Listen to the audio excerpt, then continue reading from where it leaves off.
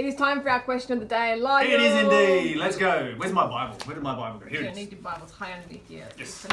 Okay, so question of the day has come in. And the question is, why was Abraham called the friend of God when he was such a terrible coward? What do you mean he was a coward?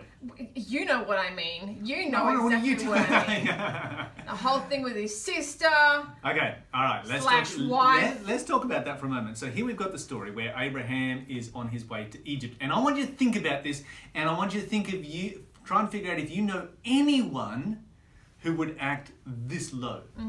So he's on his way to Egypt. He recognised that his wife, who is his half-sister, because that wasn't a problem back then. Yeah. Send me a question about that sometime and I'll share the answer with you. But he knows his wife is absolutely stunningly beautiful. And he comes to her and he says, you know, you're such a beautiful woman. And she's like, oh, the Bible doesn't say how she reacted, but you can imagine how she would have reacted. Filling in the blanks. Yeah, filling in the blanks right here. And she'd be thinking, okay, I've just got such a wonderful husband here. He thinks I'm so beautiful. And he says, look, when we get down to Egypt, what's going to happen is that because you are so beautiful, people are going to want to have you, so they're going to kill me. And they're going to just kidnap you and have you as their wife. And he says, okay, so here's the solution, right? So this is the solution that Abraham comes up with, you know, and you can imagine that Sarah's like, oh, he's gonna stand by my side and he's gonna defend me to the death. Protect me, yeah.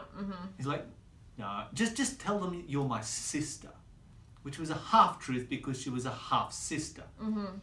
You see, that way, if I say, you know, we're brother and sister, they won't kill me. They'll still take you, but I'll be left alive. That's just such cowardice. Now, if you were a woman, yes, and you married somebody like this, yeah, and they came up with this kind of a line, you would be a moment of great disappointment in you my would be marriage. thinking, you know what? I really know how to pick them, don't I? Yeah, such a yellow belly. I picked a serious loser right here. Because either which way in these scenarios, I'm going to get kidnapped. Yeah. Yeah.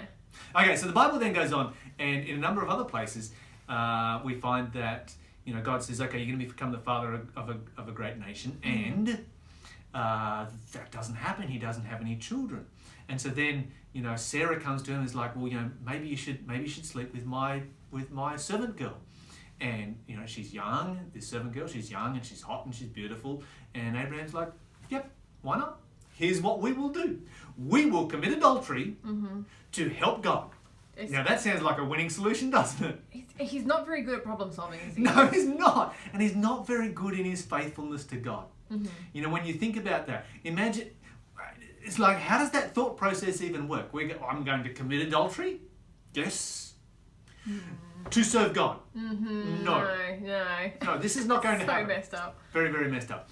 Okay, so that happens with Hagar, and of course Ishmael is born, and our world has been in turmoil ever since.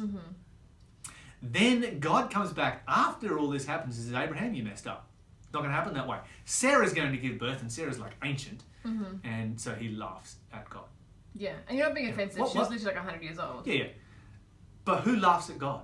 To his face? Sarah. Yeah. But what kind of person does that? Both of them did, by the way. Both Abraham and Sarah, they laughed at that. It's pretty disrespectful. That's very disrespectful. And then what you find is that Abraham was a bit of a slow learner. Yeah. Because in Genesis chapter 20, you find the same story happening again. This time, it is Abimelech, who is one of the Canaanites, one of the local, you know, warlords of the local area. And Abraham pulls the same thing. You know, God rescues Sarah and Abraham out of Egypt. God has to, you know, to intervene supernaturally. Oh yeah, she got kidnapped for sure. Yeah. God has to supernaturally intervene to rescue them out of Egypt. And after all that, Abraham goes to Abimelech and he's like, yeah, she's my sister, because he's scared of his life.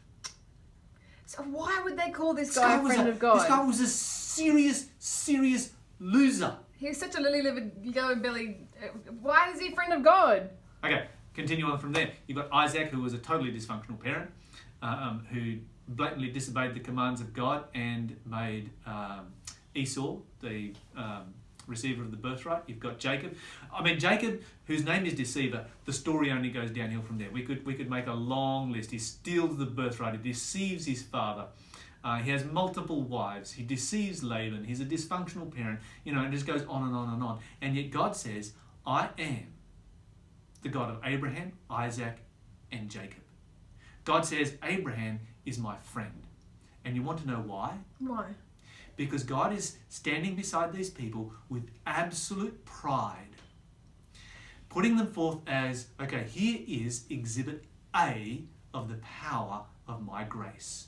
I can take somebody who is as big of a loser as Abraham and make him the father of a great nation through the power of my grace. And he can do exactly the same for you. That's how powerful God's grace is.